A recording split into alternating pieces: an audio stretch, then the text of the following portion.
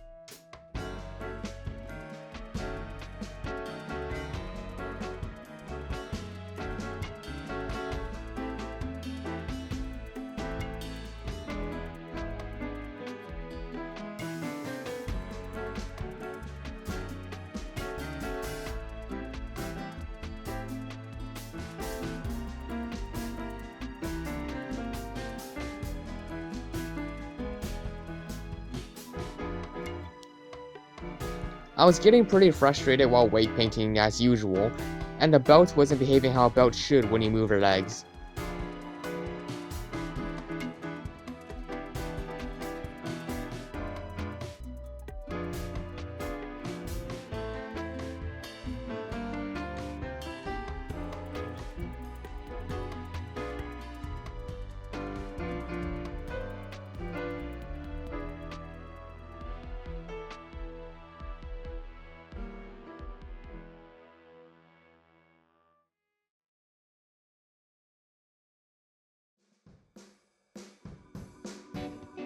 Soon though, I remembered that you can actually transfer weights from one mesh to another, so I gave that a shot. And it worked perfectly. I was pretty shocked to be honest. I forgot to record this moment, but what you do is select the mesh with the weights, then shift select the mesh you want the weights to be transferred onto. I'm struggling to read this right now, can you tell? Okay, so you select the mesh with the weights you already got on there, you know, like your pants or legs or whatever. Then you shift select the other mesh you want to transfer those weights onto.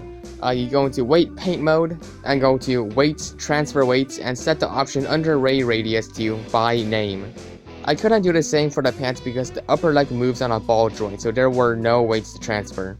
This part took quite a while, and I remembered why I like modeling better than rigging. It's always the weight painting.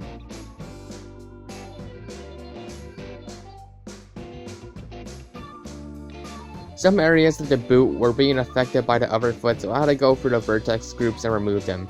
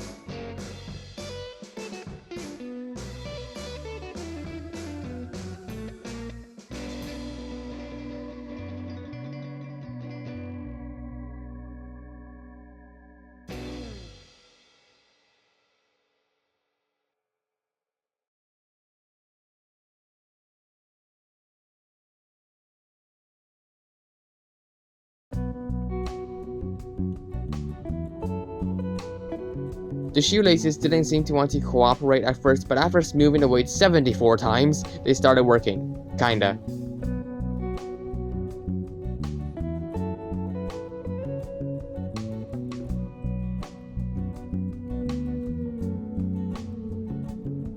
Okay, so I got one foot weight painted, now I just have to do the same thing to the other foot. Thankfully there's a way to kind of mirror weight paint, so I don't have to actually manually replicate it. If only past me knew about that, so many hours spent replicating my weight paints. I'll leave a video about how to do this in the description of the video if you guys want to check it out.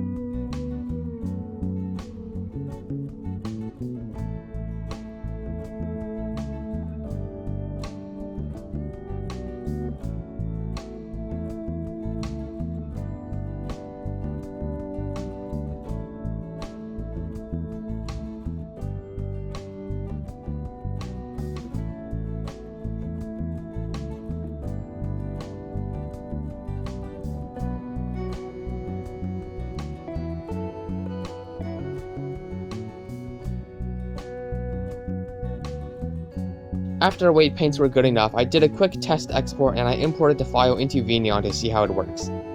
There were some major issues though. Those materials that I spent so long on didn't appear, and the front faces of the fingers were not rendering.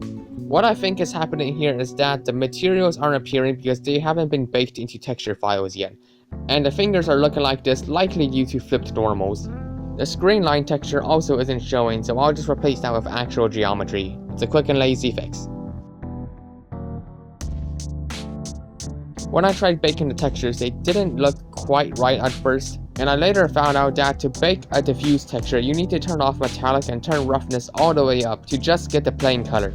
I also discovered that I hadn't been recording it, so that was fun.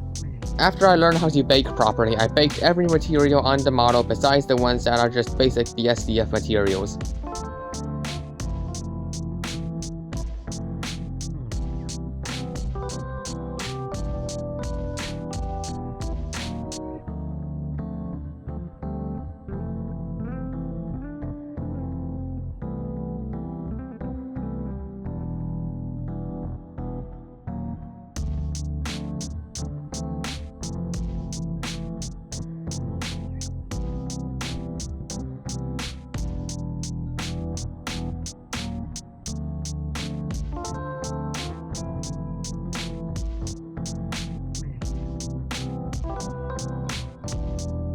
After baking the materials, I imported this into VRM again to check it out, and it seems that the eye blend shapes aren't working right. I found out that I was just putting in the wrong shape keys in Blender, and after fixing that, it worked and it looked awesome. And that's pretty much the end of this video. I hope you guys learned something new from this, and if you enjoy what I do, make sure to like and subscribe. Also consider supporting me on Ko-fi if you want early access to new videos. I hope you all have a wonderful day, and see you in the next one.